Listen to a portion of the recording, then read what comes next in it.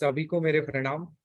आज जैन योग का हमारा 48 स्वाध्याय है और अध्यात्म उपनिषद की इस यात्रा में हम अध्यात्म के रहस्यों के बारे में जान रहे हैं। हमारे साथ आदरणीय डॉक्टर जीतू भाई शाह जुड़े हैं। मैं उनका स्वागत करता हूं सभी की ओर से इस जैन योग के मंच के ऊपर और उन्हें आमंत्रित करता हूं आज की स्वाध्याय की शुरुआत करने के लिए। प्रणाम जीतू भाई। प्रणाम नील भाई। आप जैन योग के इस मंच से अलग अलग ग्रंथों का स्वाध्याय आयोजित कर रहे हैं, इसलिए आपको मैं धन्यवाद देता हूं। कुछ समय से हम लोग इस मंच से योग विंशिका, योग शतक आदि ग्रंथों का स्वाध्याय कर चुके हैं। अभी हम महोपाध्याय यशो विजय जी विरचित अध्यात्म उपनिषद ग्रंथ का स्वाध्याय कर रहे हैं। 300 साल पहले गुजरात की धरती को पावन करने वाले ज्ञान के बहुत बड़े उपासक और सरस्वती के कृपा प्राप्त करने वाले महोपाध्याय यशो विजय जी ने जैन शास्त्रों का और भारतीय दर्शनों का अभ्यास करके हमें बहुत सारे ग्रंथ रत्न दिए हैं और उन ग्रंथों में एक से बढ़कर एक रहस्य हमारे सामने प्रस्तुत किए हैं। ये हमारा परम सौभाग्य है कि हमें इस प्रकार के ग्रंथों का अध्ययन करने का, स्वाध्याय करने का और अध्यात्म जैसे अति गूढ़ रहस्यमय विषय के रहस्य को स्पष्ट करने वाले ग्रंथ लिख कर हमारे पर परम कृपा की है। महोपाध्याय यशो विजय जी के इस अध्यात्म उपनिषद ग्रंथ में अध्यात्म का रहस्य या अध्यात्म का सार हमारे सामने प्रस्तुत किया है। 4 प्रस्ताव यानी कि 4 प्रकरण वाले इस ग्रंथ में प्रथम प्रकरण में श्रुत की व्याख्या करते हुए उन्होंने कहा कि श्रुत जो परमात्मा की वाणी है, परमात्मा के वचन है और उस वचन के प्रति हमारी भक्ति, हमारा आदर, हमारा सम्मान होना चाहिए। हम जब ग्रंथों का अध्ययन करते हैं तभी हमें सचेत या सावधान रहने की बात करते हैं। महोपाध्याय यशो विजय जी कहते हैं कि जिस तरह से सुवर्ण की परीक्षा करके ही आप सुवर्ण खरीदते हैं, उसी प्रकार शास्त्रों की परीक्षा करके ही शास्त्र का अध्ययन करना चाहिए। शास्त्र भी सुवर्ण से कम मूल्य वाले नहीं है, उससे अधिक मूल्यवान है। इसीलिए हमें श्रुत का अध्ययन करते वक्त ही श्रुत की परीक्षा कर लेनी चाहिए और श्रुत के अध्ययन से हमारे अंदर माध्यस्थ भाव की पुष्टि होती है, वृद्धि होती है और हम अध्यात्म के मार्ग पर जो अति आवश्यक योग्यता है उस योग्यता को अर्जित करते हैं। यह बात महोपाध्याय यशो विजय जी ने प्रथम प्रकरण में हमारे सामने प्रस्तुत की है। दूसरे प्रकरण में कहा कि केवल श्रुत से काम नहीं चलेगा, श्रुत के साथ साथ उसमें जो बातें कही है उसका अनुभव भी हमें करना पड़ेगा। अनुभव से ही हमें श्रुत का जो लाभ है वो प्राप्त होता है। तो अनुभव की महत्ता दर्शाई और हम भी कहते हैं कि जो केवल ग्रंथों का ज्ञान जिनके पास होता है लेकिन अनुभव ज्ञान नहीं होता है, वो ज्ञान हमें ज्यादा उपकारी नहीं बनता है। ज्ञान की हमें उपकारी कर प्राप्त करनी है तो हमें अनुभव पर ले जाना ही पड़ेगा। वाचकवर्य उमा स्वाति जी ने प्रश्नव्रति प्रकरण में इसीलिए कहा कि ज्ञानस्य फलम विरति, ज्ञान का फल विरति है। ज्ञान के द्वारा ही हमें विरति की प्राप्ति होती है। आज के युग में ये भी कहा गया कि नॉलेज इज पावर, कि ज्ञान एक प्रकार का पावर है, शक्ति है, उसके द्वारा आप जीवन में बहुत कुछ हासिल कर सकते हैं।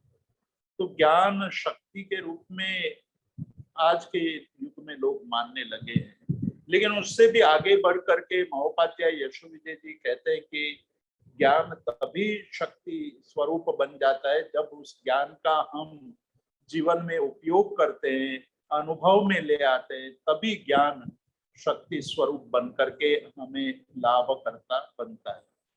ये दूसरे अध्याय का, दूसरे प्रकरण का महत्वपूर्ण संदेश था। तीसरे प्रकरण में महोपाध्याय यशो विजय जी एक नई ही चर्चा हमारे सामने प्रस्तुत करते हैं कि आपने शास्त्र पढ़ लिया, शास्त्र के द्वारा आपके जीवन में उसका अनुभव भी अर्जित हो गया, तो क्या उससे हमारी मुक्ति हो जाएगी? क्या करने से हम वास्तविक सुख को प्राप्त हो सकते हैं? ज्ञान जिसमें है वो ज्ञानी कहलाता है। तो ज्ञानी का लक्षण क्या होना चाहिए? ज्ञान और ज्ञानी, उन दोनों में क्या अंतर है? वो बहुत ही चिंतनीय प्रश्न है, उस पर विचार करना चाहिए। और इसीलिए महोपाध्याय एक अत्यंत मार्मिक प्रश्न हमारे सामने प्रस्तुत किया है कि ज्ञान क्या है और ज्ञानी किसको कहा जाता है। तो हित यानी जो हमारे जीवन में जो हितकारी, जो हमारे हित में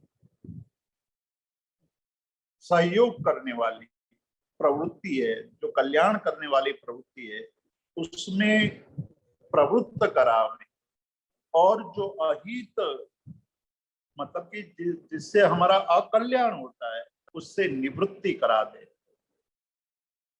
वो सही ज्ञान है। इसीलिए सम्यक ज्ञान की व्याख्या करते हुए महोपाध्याय यशो विजय जी एक नई दृष्टि हमारे सामने प्रस्तुत करते हैं कि सच्चा ज्ञान, सही ज्ञान क्या है, जो हित में प्रवृत्ति कराता है और अहित में निवृत्ति कराता है, वही सम्यक ज्ञान है।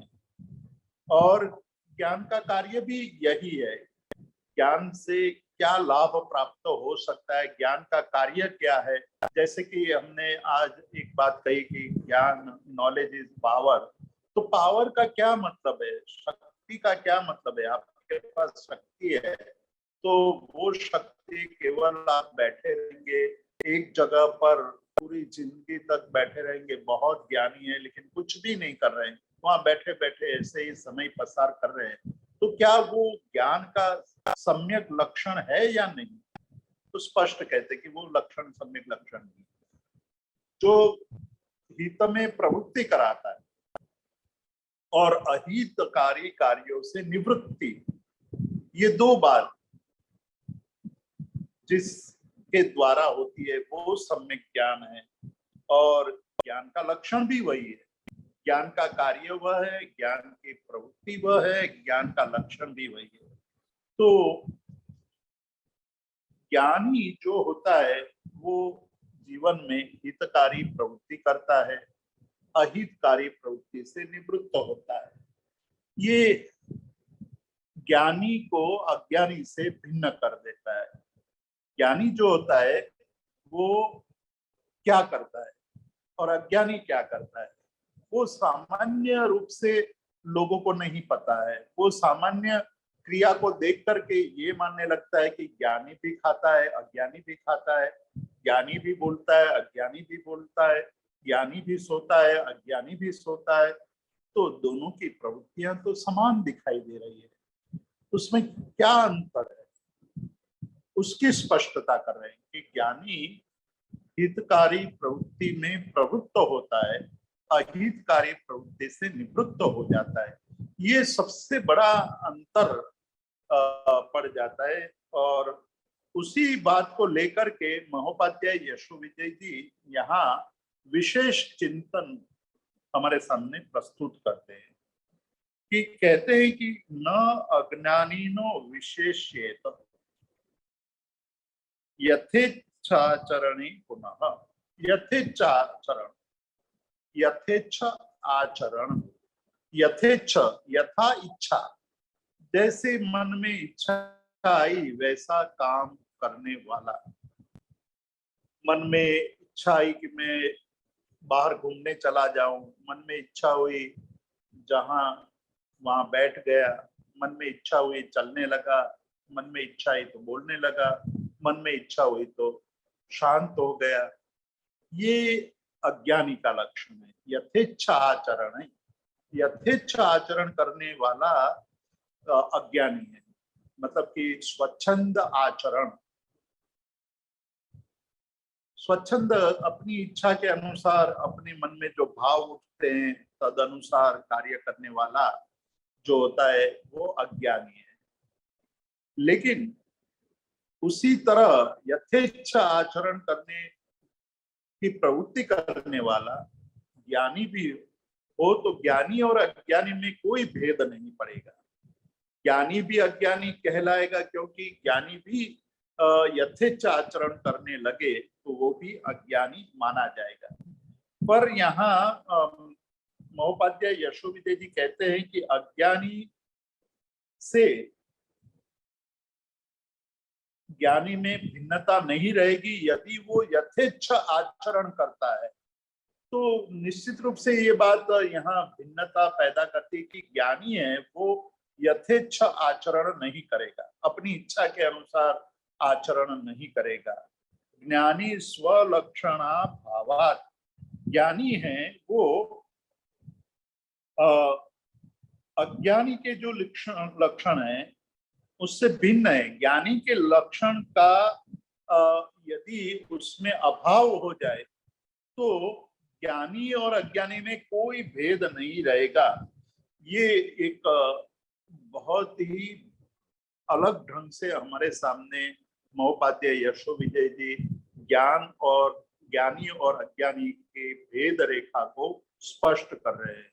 और अन्य दर्शनकार भी यही बात कहते हैं कि ज्ञानी यदि अज्ञानी की तरह ही आचरण करने लगे तो ज्ञानी और अज्ञानी में कोई भेद नहीं रहेगा। ज्ञानी और अज्ञानी का लक्षण करते हुए उन्होंने कहा कि ज्ञानी वह है जो हित में प्रवृत्ति करता है, अहित में निवृत्त हो जाता है। तो ये जो बात कही है उसको और हम विवेचन करेंगे और गहन चिंतन करेंगे तो हमारे सामने कई बातें स्पष्ट होने लगेगी कि ज्ञानी का आचरण यानी कि ज्ञानी की क्रिया और अज्ञानी की क्रिया, ज्ञानी के पास ज्ञान भी है और एक क्रिया भी है। तो ज्ञान के साथ जब क्रिया का समन्वय होता है, ज्ञानी जो क्रिया करता है ज्ञान के साथ जब क्रिया करता है तो एक अलग प्रकार की क्रिया करता है। अज्ञानी के पास ज्ञान नहीं है इसलिए जो क्रिया करता है वो अलग प्रकार की क्रिया करता है। ज्ञानी की साथ क्रिया मतलब ज्ञान के साथ क्रिया, तो महोपाध्याय यशोविजय जी आगे चल करके हमें स्पष्ट करने वाले हैं कि ज्ञान के साथ जब क्रिया होती है तो वो जो प्रगति होती है वो हमें मुक्ति तक पहुंचा देती है। व्यवहार के ग्रंथों में और शास्त्र ग्रंथों में ये बात बहुत स्पष्ट शब्दों में कहा है कि ज्ञान क्रियाभ्याम मोक्ष, मोक्ष की प्राप्ति ज्ञान से और क्रिया दोनों के समन्वय से होती है। उनके लिए उन्होंने दो दृष्टांत दिए कि एक पंछी है, उस पंछी के दो पंख है, एक पंख ज्ञान के है और दूसरी पंख उनकी क्रिया की है। यदि उसमें से किसी एक पंख को काट दिया जाए तो पंछी उड़ नहीं पाएगा। पंछी को उड़ने के लिए दोनों पंख साबुत चाहिए, मतलब कि दोनों पंख में कहीं भी खामी नहीं होनी चाहिए, कमी नहीं होनी चाहिए। जब उनके पास दोनों पंख होते तो वो आकाश में, गगन में मुक्त रूप से विचरण कर सकता है। उसी तरह दूसरा दृष्टांत आगे चल करके हमें बताएंगे कि आपके पास रथ है तो रथ के दोनों पहिए एकदम स्वस्थ होने चाहिए, मतलब कि बराबर होने चाहिए। यदि उसमें कहीं कमी है तो रथ आगे बढ़ नहीं पाएगा। उसकी दूसरी विशेषता यह है कि जब रथ का एक पहिया चलता है तो दूसरा अपने आप चलने लगता है। यदि आपके पास सम्यक ज्ञान है तो सम्यक क्रिया होगी। ज्ञानस्य फलम विरति, उसका रहस्य यही स्पष्ट होता है कि यदि आपके पास सम्यक ज्ञान है, आपके पास सम्यक बोध है, तो क्रिया भी आप सम्यक ही करोगे। बोध सही है, दृष्टि सही है, तब आपके जीवन में जो क्रियाएं होगी वो ज्ञानात्मक क्रिया होगी। वो क्रिया आपको मुक्ति तक ले जाने वाली होगी। तो रथ के दो पहिए होते हैं, एक के गतिमान होने से दूसरा पहिया अपने आप घूमने लगता है। उसी तरह यहाँ आध्यात्मिक क्षेत्र में हमें यह समझना है कि जब हम अपने जीवन में ज्ञान अर्जित कर लिया है और क्रिया कहीं वो नहीं रही है, तो हमें एक बार रुक करके अपने आप को पूछना चाहिए कि क्या मेरा ज्ञान कहीं कमी वाला है। मेरे ज्ञान में निश्चित रूप से कोई कमी है, क्योंकि एक पहिया तो चल रहा है, दूसरा पहिया चल नहीं रहा है। उसका मतलब आपका एक पहिया तो जमीन पर चिपक गया है और दूसरा पहिया थोड़ा ऊंचा होकर के घूम रहा है, लेकिन वो वहीं का वहीं घूम रहा है। ये स्थिति बहुत ही विचित्र होती है। और शाम को जब आप अपनी गति को बंद करोगे और देखोगे कि कहाँ तक हम पहुंच गए, 1 किलोमीटर हमारा रथ चला या 2 किलोमीटर या 10 किलोमीटर या 20 किलोमीटर, कितने किलोमीटर का अंतर हमने काट दिया, तो आपको पता चलेगा कि नहीं, हम कहीं भी नहीं आगे बढ़े हैं। ये वैसी ही बात है। कई लोग कहते हैं कि हम लोगों ने बहुत स्वाध्याय किया, बहुत कुछ ग्रंथों के अध्ययन किए और बहुत प्रवचन सुने, स्वाध्याय किया, बहुत ग्रंथों का अध्ययन किया, लेकिन अभी भी क्रोध मिटता नहीं है, अभी भी मान समाप्त नहीं होता है, अभी भी लोभ से मुक्ति नहीं मिल रही है। उसका मतलब है कि ज्ञान में ही कहीं कमी है। वो ज्ञान को हमें एक बार अपने जीवन में झांक करके सोचना चाहिए, उसके प्रति हमें प्रश्न खड़ा करके देखना चाहिए कि सही कारण क्या है, क्यों हमें इस ज्ञान से कोई लाभ उत्पन्न नहीं होता है। तो कहते हैं कि जब तक हम अशुभ कर्म से निवृत्त नहीं होते हैं और शुभ कर्म में प्रवृत्त नहीं होते, तब तक हमारा ज्ञान केवल इंफॉर्मेटिव नॉलेज है, मतलब कि आपके अंदर माहिती तो बढ़ती जा रही है, लेकिन आचरण कुछ भी आगे नहीं बढ़ रहा है। तो ज्ञान में ही कमी है। सम्यक ज्ञान तो वही कहलाएगा कि जो हमारे जितनी भी अशुभ प्रवृत्ति है उसको समाप्त कर दे और शुभ प्रवृत्ति में प्रवृत्त करा दे। और यहाँ एक बात हमें ध्यान में रखनी चाहिए।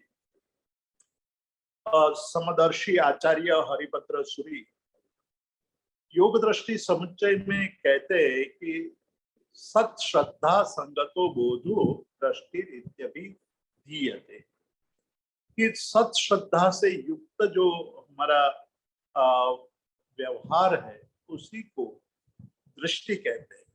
यहाँ सम्यक दृष्टि की बात है कि सम्यक दृष्टि क्या है, तो कहते हैं कि सम्यक दृष्टि वह है जो जिसमें सम्यक श्रद्धा है उसको कहते हैं। तो सम्यक श्रद्धा क्या है उसकी व्याख्या करते हुए कहते हैं कि असत प्रवृत्ति व्याघात सत प्रवृत्ति पदावह। जब हम असत प्रवृत्ति से निवृत्त होने लगते हैं, मतलब अब हमारा बोध वहां तक पहुंच गया है कि हमें असत प्रवृत्ति करने का मन ही नहीं होता है।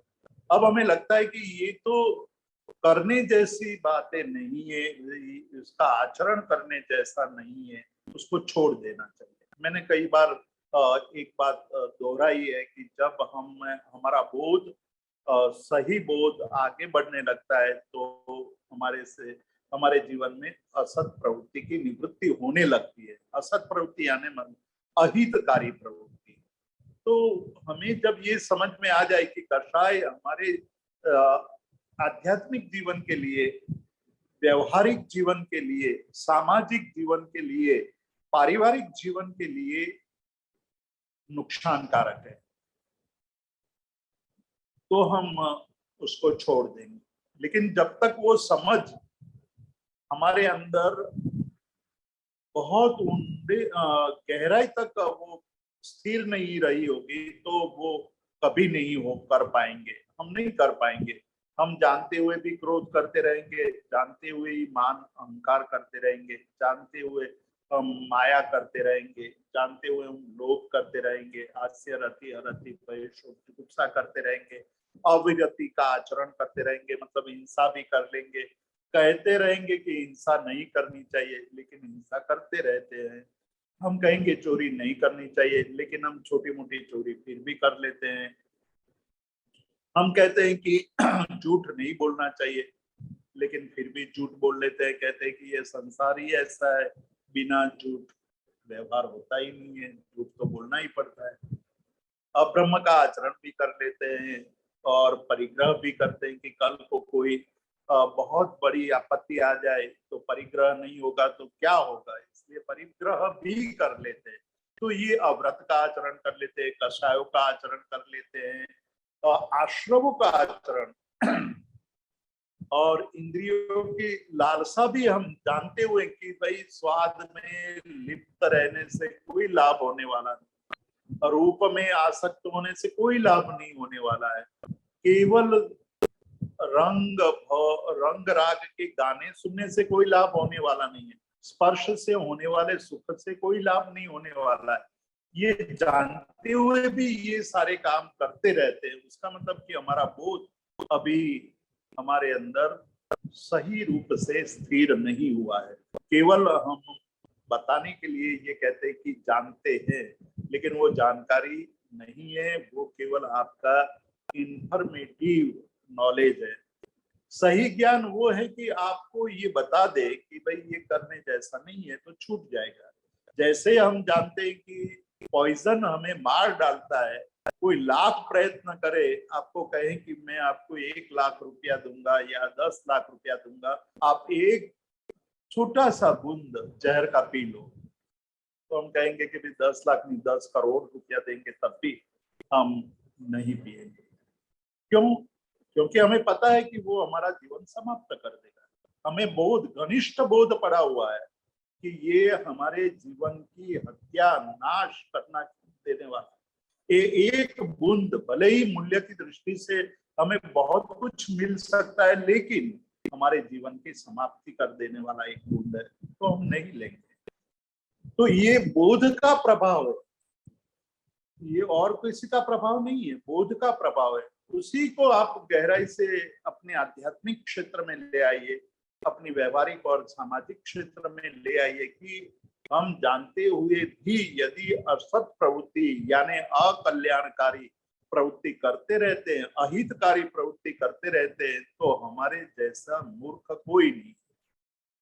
ये मूर्खता का लक्षण है कि जानते हुए भी उसी प्रवृत्ति का बार बार पुनरावर्तन करना, उसी प्रवृत्ति को बार बार करने की चेष्टा करना, वो मूर्खता के बिना तो कोई है ही नहीं, वो मूर्खता का लक्षण है। तो ये लक्षण को हमें बराबर समझना है कि यदि हम इतने सालों के बाद भी कषायों से मुक्त नहीं हो रहे हैं, अव्रत से मुक्ति नहीं पा रहे हैं, हम इंद्रियों की विषयासक्ति से मुक्ति नहीं पा रहे हैं, तो उसका मतलब है कि हमारा ज्ञान अभी भी सुदृढ़ नहीं हुआ है, हमारा ज्ञान सम्यक नहीं बना है। जब सम्यक ज्ञान होगा तो ये होने लगेगा। जैसे मैंने जहर का, पॉइजन का दृष्टांत दिया, वैसे ही बात यहाँ है कि एक बार आपको ये समझ में आ जाए कि ये विषयों में आसक्ति, कषायों में लीनता और अविरति की अंदर हमारी प्रवृत्ति, वो हमारे असद गति का कारण बनने वाला है, तो क्यों हम उनके लिए प्रवृत्त हों, क्यों हम उनसे निवृत्त नहीं हो रहे हैं? ये बात बहुत ही विचारणीय है। ये कहते हैं कि अज्ञानी तो वही कर रहा है, अज्ञानी तो कषायों में आसक्त है ही है, अज्ञानी विषयों में आसक्त है, अज्ञानी अव्रत में आसक्त है। ज्ञानी और अज्ञानी में यहाँ अंतर पड़ जाता है। ज्ञानी को आप लाख प्रयत्न कर दो तब भी वो अव्रत, इंद्रिय और कषायों में प्रवृत्त नहीं होगा, क्योंकि उनको पता है कि इससे मेरे जीवन में बहुत बड़ा पतन होने वाला है। तो पतन के मार्ग में मैं क्यों चलूं? मैं अपने आप को कुएं में क्यों फेंकूं? मैं क्यों कुएं में छलांग मार करके अपने जीवन को बर्बाद करूं? मुझे जो मिला है, एक अवसर मिला है, उस अवसर को मैं सार्थक करना चाहता हूं। इसलिए ज्ञानी और अज्ञानी में यहाँ बहुत बड़ा अंतर पड़ जाता है। तो ज्ञानी वही है कि ज्ञान के अनुरूप प्रवृत्ति करता है, वो ज्ञानी। अज्ञानी वह है ज्ञान के विपरीत प्रवृत्ति करता है, ज्ञान जो मिला है उससे विपरीत प्रवृत्ति करता है, तो वो अज्ञानी है, वो ज्ञानी कभी हो नहीं सकता है। तो इसकी बात यहाँ महोपाध्याय यशोविद्या जी करते हैं कि न अज्ञानी नाम विशेष्य, तो यदि ज्ञानी भी अज्ञानी की तरह ही प्रवृत्ति करने लगेगा तो दोनों में कोई विशेषता नहीं रहेगी, क्योंकि दोनों यथेच्छ आचरण कर रहे हैं।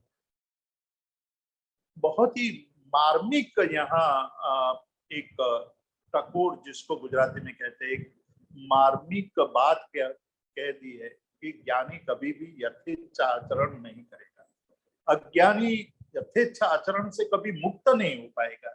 तो ज्ञानी स्वलक्षणा भावात, जो स्वलक्षण यानी अज्ञानी का जो लक्षण है वो यदि उसमें नहीं है तो वो भी अज्ञानी की तरह ही प्रवृत्ति करेगा। तो यहाँ ये भेद जो कहा है उससे हमें चिंतन ये करना है कि मेरी प्रवृत्ति अहित से निवृत्त कराने वाली है या मेरी प्रवृत्ति अहित का आचरण कराने वाली है, हित से दूर भागने वाली है या हित में प्रवृत्त होने वाली है।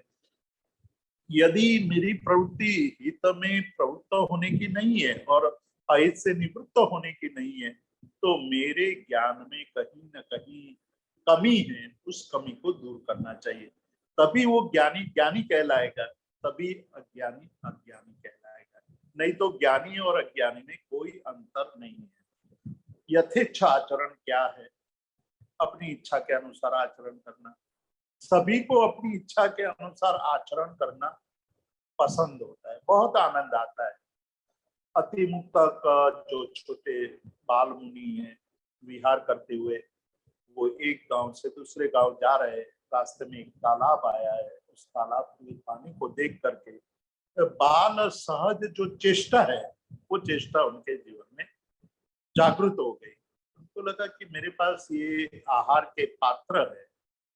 साधु के जो पात्र होते हैं वो लकड़ी के पात्र होते हैं, उस लकड़ी के पात्र को मैं इधर इसमें रखूं तालाब में, तो तैरने लगेगा।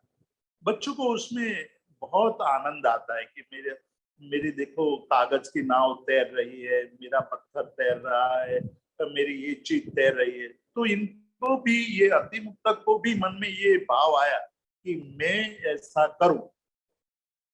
तो उन्होंने तो पात्रा निकाला, पात्रा निकाल करके तालाब में रखा, वो तैरने लगे पात्र।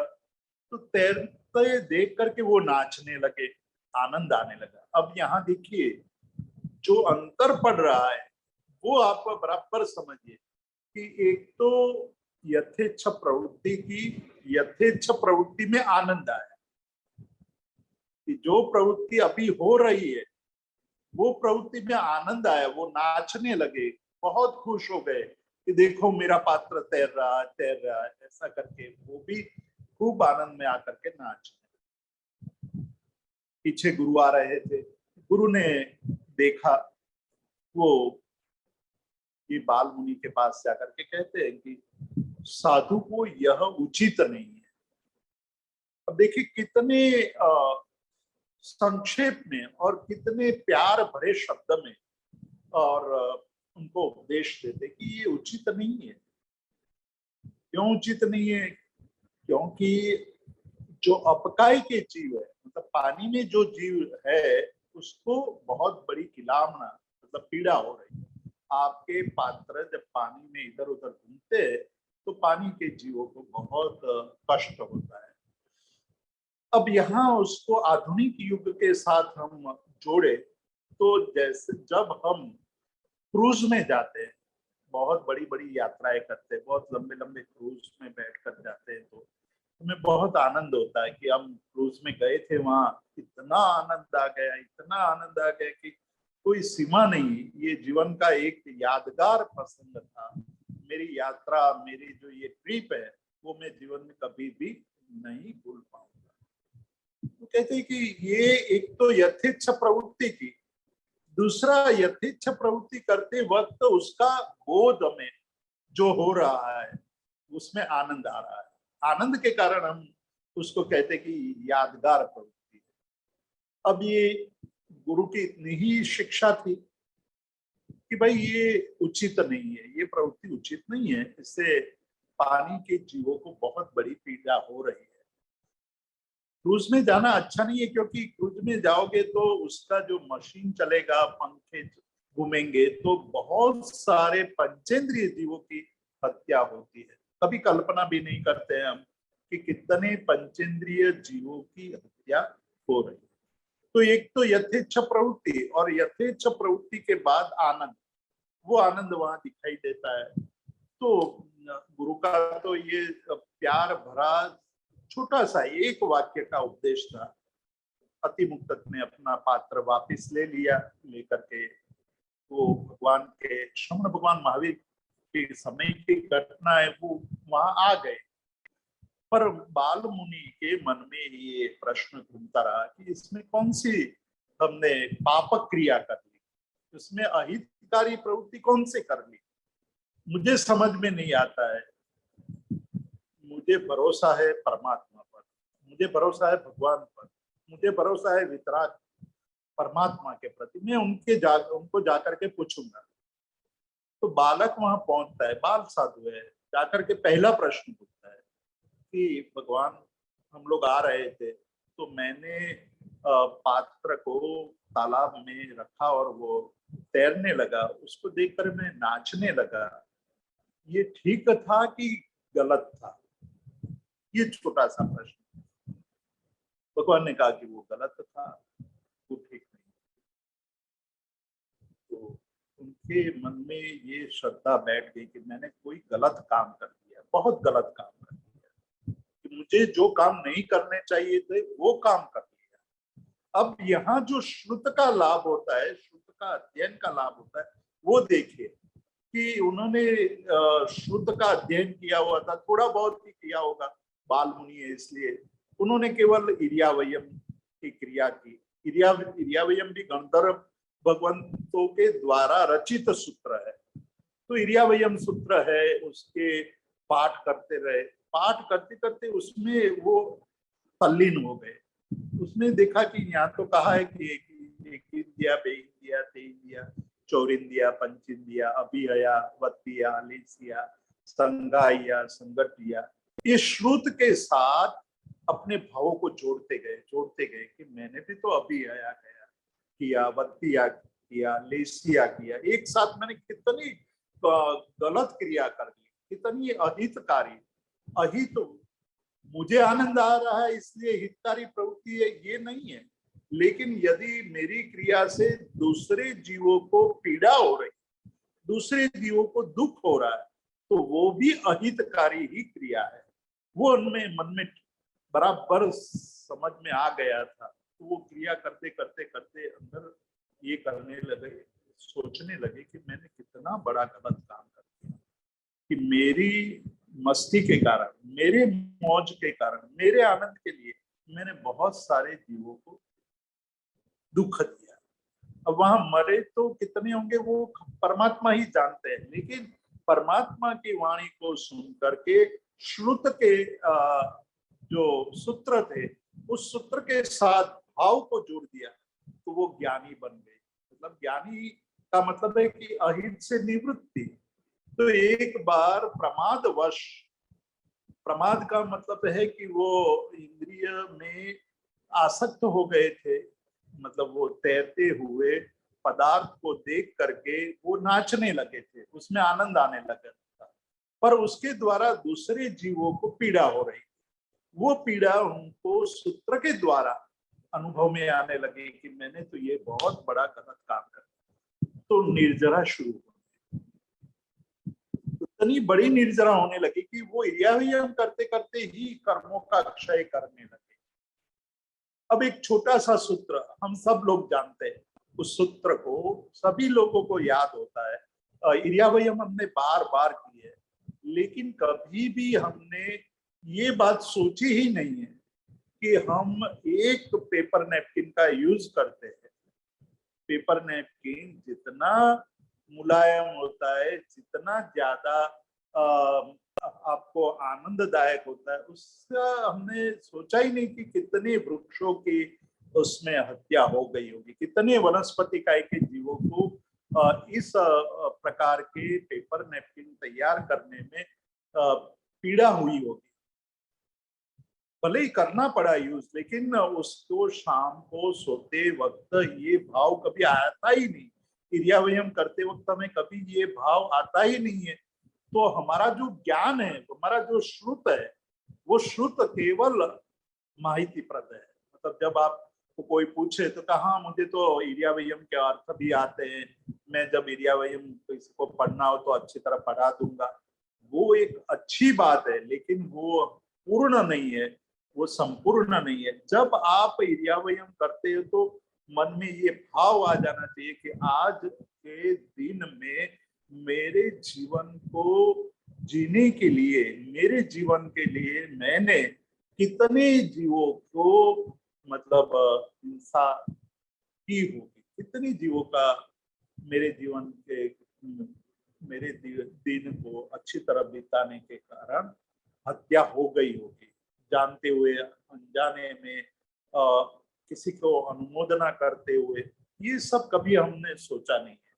तो यहाँ फर्क पड़ जाता है कि एक बाल मुनि जब इरियाव्ययम करते हैं तो वो ज्ञानी होते हुए क्रिया करते हैं। मतलब ज्ञान का जो उनका अनुभव है, ज्ञान की जो क्रिया है, वो क्रिया को वो गतिमान कर देते हैं। तो ज्ञान और क्रिया का रथ चलने लगता है। वो वहां एक पहिया चलता है और एक पहिया जमीन में खूब गया है, जमीन में अंदर दब गया है, तो वो रथ आगे नहीं बढ़ता है। रथ को आगे बढ़ाने के लिए दोनों पहिए समान रूप से साबुत होने चाहिए और एक की गति से दूसरा गति करना ही चाहिए। ये सही हमारा ज्ञान और क्रिया का समन्वय है। वो काम अतिमुक्तक के जीवन में हुआ, हमारे जीवन में नहीं होता है। सूत्र वही के वही है, भाव बदल गया है। हमारे जीवन में वो भाव नहीं आता है, क्योंकि हम जागृत होकर के, ज्ञानी होकर के क्रिया नहीं करते। तो ये भेद हो गया कि उन्होंने जो क्रिया की उसमें जो आनंद आया वो आनंद अब दुखदायी लगने लगा कि मैंने क्या कर दिया, मेरे आनंद के लिए, मेरी खुशी के लिए मैंने कितनी जीवों को पीड़ा दी। यही एक मूल अंदर का रहस्य था, और उस रहस्य के कारण वो वहीं तैरने लग, मतलब वहां पात्र तैराया था, अब वो उनका आत्मा तैरने लगा। मतलब संसार के समुद्र में डूबते हुए आत्मा को उन्होंने बाहर निकाल दिया, तैरने लगे वो, और एक छोर से दूसरे छोर तक पहुंचने की प्रक्रिया शुरू हो गई। तो ये बहुत बड़ी बात है। उसी बात को यहाँ यशो विजय जी कहते हैं कि यदि हमारे गुरु हमको ये कह दे कि आपने ये गलत काम कर दिया, तो हम इरियावयम कर लेंगे, लेकिन इरियावयम करते हुए हमें ये भाव कभी नहीं आता है कि अरे हमने जो काम किया वो गलत था, और गलत करते हुए हमें पीड़ा, जिनको भी पीड़ा हुई है उनकी भी क्षमा मांगनी चाहिए, और आइंदा भविष्य में इस प्रकार की क्रिया हम नहीं करेंगे। ये भाव मन में आना चाहिए, तभी ज्ञानी कहलाएगा। नहीं तो ज्ञानी और अज्ञानी में कोई अंतर नहीं है। ज्ञानी भी वो क्रिया करता है, अज्ञानी भी वही क्रिया करता है, लेकिन ज्ञानी जागृत हो जाता है, अज्ञानी जागृत नहीं हो पाता है। अज्ञानी की क्रिया, वही क्रिया बारंबार करता रहता है, अहित से निवृत्त नहीं होता है, हित में प्रवृत्त नहीं होता है। अतिमुक्त अहित से निवृत्त हो गए, हितकारी में प्रवृत्त हो गए। वो हितकारी प्रवृत्ति इतनी आगे बढ़ गई कि उसी वक्त केवल ज्ञान की दिशा में आगे बढ़ने लगे। तो इसीलिए कहा कि जब हमारे जीवन के दो चक्र हैं, एक ज्ञान का चक्र है, दूसरा क्रिया का चक्र है, तो हमें केवल ये मान नहीं लेना चाहिए कि हमें 5 प्रतिक्रमण आते हैं, जीव विचार आता है, नव तत्व आता है, तत्वार्थ सूत्र हमने पढ़ा है, तो हम ज्ञानी हो गए, ऐसा मान लेना वो भ्रम है। क्योंकि ज्ञान तो आपके हैं, लेकिन अहित से निवृत्ति नहीं है, हित में प्रवृत्ति नहीं है। तो आपके और अज्ञानी में क्या अंतर होगा? इसीलिए कई बार हम लोगों को जो अन्य धर्मी वाले कहते हैं कि भाई पानी पीते हैं छान कर और जीव मारते हैं जान कर। ये जैनी की व्याख्या करते हैं कि जैनी लोग क्या करते हैं, पानी पीते हैं छान करके और जीव मारते हैं जान करके। तो ये कलंक है हमारे पर, क्योंकि हमारा जीवन और करनी, मतलब हमारी प्रवृत्ति और हमारी जानकारी दोनों विपरीत दिशा में चल रही है, विपरीत दिशा में चल रही है। इसीलिए तो ये हमारे पर आक्षेप किया गया है कि आप बड़ी बड़ी बातें जीव दया की करते हैं, बड़ी बातें आप ज्ञान की करते हैं, आप कहते हैं कि क्रोध नहीं करना चाहिए, परिग्रह नहीं करना चाहिए। तो सबसे ज्यादा परिग्रही तो जैन ही है। एक तरफ आप कहते हैं परिग्रह नहीं करना है, दूसरी तरफ परिग्रह अपार है। तो ये दोनों विपरीत बात है। तो ज्ञानी और अज्ञानी में क्या फर्क पड़ा? एक जो जानता नहीं है वो भी परिग्रह कर रहा है, और एक जानकर के परिग्रह कर रहा है। तो उन दोनों की प्रवृत्ति तो समान हो गई, और समान प्रवृत्ति होने के कारण अंतर नहीं है। इसलिए ये 5वां श्लोक है, उसमें भी महोपाध्याय यशो विजय जी बहुत ही महत्वपूर्ण बात करते हैं कि बुद्धा अद्वैत सत्तत्वस्य यथेच्छाचरणं यदि सुनाम तत्वदृशाम चैव को भेदो अशुचि भक्षणे। अब कहते हैं कि एक कुत्ता होता है, यहाँ जो दृष्टांत दे रहे हैं बहुत ही मार्मिक दृष्टांत है। उसका उस तत्व को समझना है। जब आप तत्व को समझ लेंगे तो हमारी प्रवृत्ति कैसी है वो भी अपने आप स्पष्ट दिखाई देने लगेगी। एक कुत्ता है, वो विष्ठा खाता है, वो अशुचि खाता है, अशुचि भक्षण करता है। मतलब वो कुत्ता है, वो जहां मतलब अशुचि पड़ी है उस अशुचि में जा करके खाने लगता है। और एक तत्व को जानता है, वो अशुचि खाता है। कौन सी अशुचि? तो कहते हैं कि जिस विषयों का भक्षण आपने किया है वो विषय तो आपने पूर्व काल में अनेक बार भोगा हुआ है, फिर भी वो आपको प्रिय लग रहा है, तो आप तो जो तुच्छ है, एक बार आपने भोग लिया उसको छोड़ दिया तो वो जूठा हो गया। और जूठा ही खाते हैं हम, व्यवहार में तो हम जूठा नहीं खाते हैं, किसी का जूठा होता है तो हम उसको अपवित्र मानते हैं, अशुचि मानते हैं, उसको छोड़ देते हैं कि भाई उसको मत छूना, वो तो जूठा है, वो ऐठा, मतलब गुजराती में उसको ऐठू कहते हैं कि ऐठू तो ना खवाए अपराधी। तो जो जूठा खाता है वो अशुचि, मतलब वो निम्न कोटि का है, मतलब जो निम्न कुल में जन्म लिया है, जिनके दशा निम्न कोटि की है, जिनके प्रवृत्ति निम्न कोटि की है, वो तो अशुचि खाने में कभी भी विचार नहीं करता है, वो तो खा लेता है। लेकिन जो साधक है, जो समझदार है, वो अशुचि को छुएगा भी नहीं, उसकी तरफ ध्यान भी नहीं डालेगा।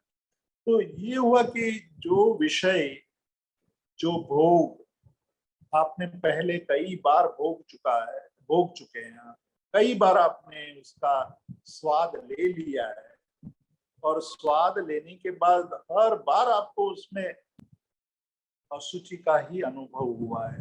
हर बार आपको ये लगा है कि मैंने जिस प्रकार से उसमें आनंद समझा था वो आनंद इससे नहीं मिला है, फिर भी बार बार उसको आप अनुभव में लाते हैं, उसी को अनुभव करने के लिए दौड़ते हैं। कहते हैं कि ये आपकी और कुत्ते की प्रवृत्ति में कौन सा अंतर आया? आप एक तरफ कहते हैं कि हमने जान लिया है, क्या जान लिया है? अद्वैत तत्वस्य, मतलब अद्वैत को जान लिया। अद्वैत मतलब ब्रह्म को जान लिया है। अद्वैत ब्रह्म सत्य जगन मिथ्या, ब्रह्म ही सत्य है, जगत मिथ्या है, ये जान लिया। लेकिन आप मिथ्या से तो मुक्त नहीं होते हैं, मिथ्या ही आप बार बार भोगते रहते हो। तो कुत्ता भी तो मिथ्या को ही भोगता रहता है, जो मिथ्या है उसको आप भोग कर रहे हो। तो जो भोग कर रहे हो वो मिथ्या होते हुए भोग करने में आनंद आ रहा है, तो वह प्रवृत्ति कुत्ते की, मतलब जो सामान्य प्राणी है जिसमें कोई बुद्धि नहीं है, ऐसे प्राणी की प्रवृत्ति और आपकी प्रवृत्ति में क्या अंतर आया? आप तो खुद अद्वैत तत्व को जानते हुए भी यथेच्छ आचरण कर रहे हैं, मतलब स्वच्छंद बन करके जी रहे हैं। तो आप में और कुत्ते में कोई अंतर नहीं है, दोनों एक समान है।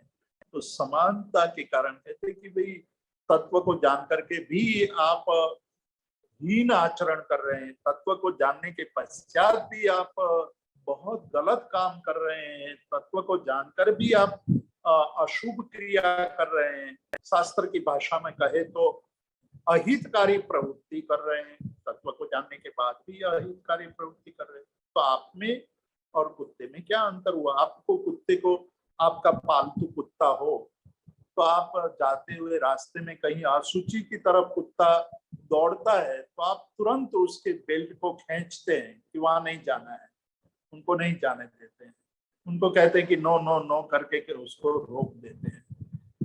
लेकिन हमारे गले में तो कोई ऐसा पट्टा बंधा हुआ नहीं है, हमारे गले में कोई ऐसी साकल भी बंधी हुई नहीं है, लेकिन हम तो उसको मानते नहीं है। शास्त्र की साकल बंधी हुई है, अनुभव की साकल बंधी हुई है, मतलब अनुभव की बेड़ी हमारे गले में बंधी हुई है, लेकिन उसको तो हम गिनते ही नहीं है। तो जिस तरह से हम कुत्ते को रोकते हैं उस तरह से हम अपनी जात को रोक नहीं पाते। हम जानते हुए भी व्यर्थ कार्यों में समय व्यय कर रहे हैं। तो कहते कि आपकी आपकी जो जानकारी है उसका क्या मतलब? आप सुबह होता है 2-4 घंटे स्वाध्याय करते हैं, उस समय कहते हैं कि हे वितराग परमात्मा आप ही सही हैं, मैं भी वितराग बनना चाहता हूँ, जय वीराय जगद्गुरु ओम मम तुह पपावो भवन पे मक्कानुसारिया। इसका मतलब क्या होगा? आप तो बोल करके वो प्रवृत्ति कर रहे हैं, वही की वही प्रवृत्ति कर रहे हैं, उसको छोड़ते नहीं है। जिस प्रकार से कुत्ता है वो अशुचि की तरफ दौड़ता है, उसी तरह 24 घंटे आपका मन अशुचि की तरफ, अहितकारी प्रवृत्ति की तरफ, अकल्याणकारी प्रवृत्ति को छोड़ना चाहता ही नहीं है। तो आपके जो जानकारी है वो जानकारी आपके लाभ करता नहीं है, आपको बंधन में बांधने वाली हो जाती है। तब हम तो कहते हैं कि भाई देखो मैं तो पूजा करता हूँ तभी मैं ये सब बोलता हूँ, बाकी तो व्यवहार के जीवन में आने पर तो ये सब छोड़ना ही पड़ेगा। वही जीवन में वही जो बात करता रहूंगा तो मैं जी नहीं पाऊंगा। तो ये कोई तर्क नहीं है, ये एक्सक्यूज नहीं है, ये हमारी यथेच्छ प्रवृत्ति करने की जो भावना है उसी को बढ़ावा देती है। हमारे ज्ञान को आचरण में लाने की बात कर रहे हैं कि ज्ञानी ज्ञानी तभी है कि जब वो जो ज्ञान प्राप्त किया है उस ज्ञान के अनुसार अहित से निवृत्त हो जाए, हित में प्रवृत्त हो जाए, तभी उनका अद्वैत जानना मतलब ब्रह्म को जानना और मिथ्या को समझना वो सही समझ है और वही जीवन में आपको आगे ले जाने वाली है। तो अध्यात्म योगी आनंद गांधी महाराज कहते हैं कि वचन निरपेक्ष व्यवहार झूठो गयो। झूठा यहाँ असत्य के अर्थ में है कि आप यदि परमात्मा के वचन से विपरीत आचरण कर रहे हैं, परमात्मा का जो वचन है उससे विपरीत आचरण कर रहे हैं, वो सारा गलत है, सारा आचरण मिथ्या है। आप भले आपको कि भाई मैंने तो इतना काम कर लिया, मैंने सामायिक कर लिया, मैंने प्रतिक्रमण कर लिया। सामायिक और प्रतिक्रमण झूठ बोलने की परवानगी नहीं देता है। मतलब आप झूठ बोलो और शाम को प्रतिक्रमण कर लो, आप क्रोध कर लो और एक सामायिक कर लो, तो क्रोध करने का परवाना नहीं है, हमारा लाइसेंस नहीं है सामायिक और प्रतिक्रमण। किंतु हमें ये बोध देता है कि भाई गलती से हो जाता है तो उससे मुक्त होने की मैं कोशिश कर रहा हूँ।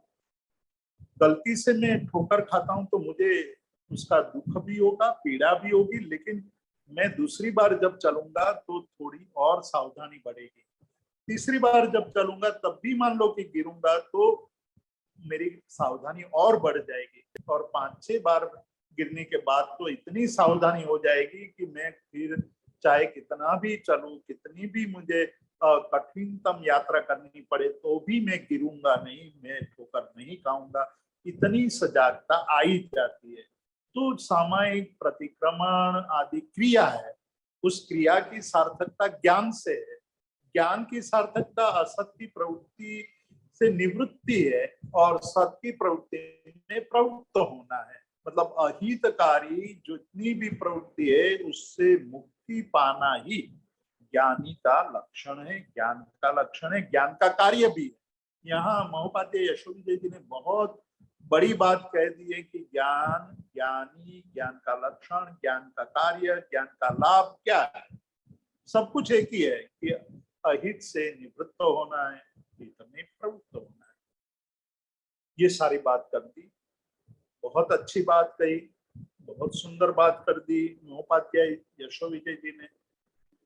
तो जो बुद्धिमान पुरुष है, जिज्ञासु पुरुष है, तत्व का चिंतन करने वाला है, उनके मन में प्रश्न उठता है, वो प्रश्न भी यहाँ पर रख देते हैं सामने। तो क्या जो जन्म से 3 ज्ञान लेकर आए हैं, मतलब तीर्थंकर परमात्मा का आत्मा जो जन्म से 3 ज्ञान लेकर के आते हैं, मतलब मति ज्ञान है, श्रुत ज्ञान है, औधिक ज्ञान है, ऐसे 3 ज्ञान के स्वामी वो शादी करते हैं, भोग भोगते हैं, तो उनको छूट दी गई है।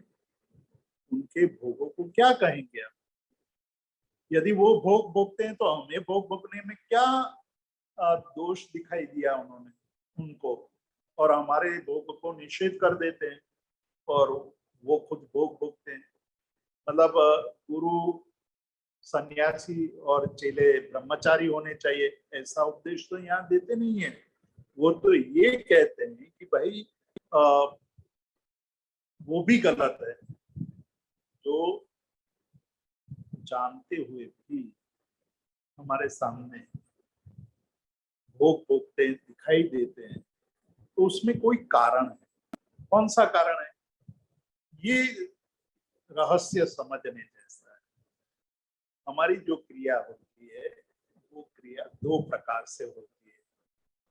पहला प्रकार है एक क्रिया करते वक्त आनंद आना। क्रिया करते वक्त आनंद आना मतलब आप कोई अहितकारी प्रवृत्ति कर रहे हैं और अहितकारी प्रवृत्ति में आनंद आ रहा है, और एक अहितकारी क्रिया करनी पड़ रही है, आनंद नहीं आ रहा है, लेकिन आप समझ रहे हैं कि ये करने जैसा नहीं है, लेकिन मुझे करना पड़ रहा है इसलिए मैं करता हूं। तो वो तुरंत जैसे ही क्रिया समाप्त होगी वो तुरंत वो वापस लौट आएगा। उनके मन में बार बार भोगने की इच्छा नहीं होगी। उनमें कभी ऐसा भाव नहीं आएगा कि चलो एक बार भोग लिया, वो ठीक नहीं था, भोगने के बाद आपके मन में वही रह गया, थोड़े दिन के बाद ये हुआ कि नहीं नहीं चलो एक बार फिर कर लेते हैं, एक बार फिर वो कार्य कर लेते हैं, आनंद आएगा, और फिर बार बार करते रहते हैं। बार बार करने में हम एक्सक्यूज यही देते हैं कि भगवान ने भी भोग भोगे थे, फलाने जीवों ने भी संयम लेकर के पतित हुए थे, तो हमें ये सब आचरण करने में कौन सा अंतर पड़ता है? हम भी प्रायश्चित कर लेंगे, हम भी प्रतिक्रमण और तप जप आदि कर लेंगे तो हमारा भी पाप समाप्त हो जाएगा। तो कहते कि नहीं, क्रिया के दो मुख्य भेद है। एक क्रिया करते वक्त आनंद आना और एक दूसरा है जो क्रिया करते वक्त मन में जरा भी आनंद नहीं है, करना पड़ रहा है इसलिए कर रहे हैं। दृष्टांत यहाँ समदर्शी आचार्य हरिपत्र सूरी दे रहे हैं कि किसी को खुजली का रोग हुआ है, एक ज्ञानी को खुजली का रोग हुआ है, एक अज्ञानी को खुजली का रोग हुआ है। खुजली में हम लोग खानज करते हैं, खुजलाते हैं अपने आप को, खुजलाते वक्त हमें आनंद आता है, खून भी निकलने लगता है, फिर भी आनंद आता है कि अरे वाह क्या मजा आ रहा है। लोग कहते हैं कि नहीं भाई ये तो गलत हो रहा है। तो जो अज्ञानी है वो तो खुजलाते खुजलाते इसमें अंदर लीन हो जाएगा कि नाखून भी उसके घिस जाएंगे फिर भी खुजलाता रहेगा। लेकिन ज्ञानी है वो ये सोचेगा कि मुझे ये खुजलाने की एक जो व्याधि हुई है उस व्याधि के कारण मैं खुजलाता हूँ, लेकिन खुजलाने जैसा नहीं, उससे तो मेरे रोग को और ज्यादा प्रश्रय मिल जाएगा, ज्यादा लाभ मिल जाएगा कि वो बहुत तीव्र गति से बढ़ने लगेगा। इसलिए खुजलाते वक्त भी उसके मन में ये भाव होता है कि मुझे खुजलाना नहीं है, मुझे अपने आप पर कंट्रोल करना है, मुझे अपनी ये क्रिया पर वश में रहना है, मेरी अंगुलियों को वश में रखनी है। बहुत बहुत बार मतलब ये भाव हो जाए तो थोड़ी क्षणों के लिए वो खुजला लेता है, लेकिन खुजलाते वक्त भी मन में तो यही भाव है कि खुजलाना नहीं चाहिए। ये अंतर है योगी और योगी में। योगी को भी कभी भोग भोगना पड़ता है तो वो भोग भोगते वक्त भी ये समझ रहे हैं कि ये गलत हो रहा है, मुझे ये गलती नहीं करनी है, लेकिन कोई ऐसे कारणवश मुझे ये गलती करनी पड़ रही है, मैं कैसे इससे बाहर निकल जाऊं, मैं कैसे इससे मुक्त हो जाऊं, यही भाव रहता है। ये ज्ञानी और अज्ञानी में इतना अंतर है। ये बात को समझाने के लिए जो छठा श्लोक है, थोड़ा रहस्यात्मक श्लोक है, उसकी चर्चा हम अगले सप्ताह करेंगे। आज हम यहीं समय पूर्ण हो चुका है, इसलिए हम आज के स्वाध्याय को यहीं विराम देते हैं। नील भाई को सौंपता हूँ। नील भाई आप लीजिए। जी thank you so much Jitu भाई आज के स्वाध्याय के लिए। ये सेशन ओपन है, अगर किसी को कोई प्रश्न है तो आप हैंड रेज कर सकते हैं। जी प्रदीप भाई, आप प्रश्न पूछ सकते हैं। प्रणाम नील जी। प्रणाम गुरु जी। गुरु जी ने ज्ञानी और अज्ञानी का फर्क बहुत अच्छी तरह समझाया। और ये बहुत मार्मिक चीज है कि हम जो उसको अडॉप्ट नहीं करेंगे तो हमको हमारी अधोगति होने वाली है। वो बोध आज बहुत अच्छी तरह मिल गया। आभार। किसी को कोई प्रश्न है? मेरे ख्याल से किसी का प्रश्न नहीं है, तो आप जी तो भाई, समाप्त कर सकते जी। तो हम आज की स्वाध्याय की विराम की ओर आगे बढ़ते हैं, और विराम देने से पहले जगत के सभी जीवों का कल्याण हो, जगत के सभी जीवों का मंगल हो, जगत के सभी जीव हमारे मित्र है, कोई भी हमारा वैरी नहीं, इस भावना के साथ प्रार्थना। अणु परमाणु शिव बनी जाओ, आखा विश्व मंगल थाओ, सर्वे जीवो मोक्षे जाओ, कामिनी सर्व जीवे सव्वे जीवा खमंतु में, मित्ति में सब भूवेषु वैरम मज्जन केणै, सर्वथा सौ सुखी थाओ, पाप ना कोई आचरो, राग द्वेष मुक्त बनीने, समता सब समाचरो। सभी को मेरे प्रणाम। जय जिनेन्द्र। प्रणाम जीतू भाई।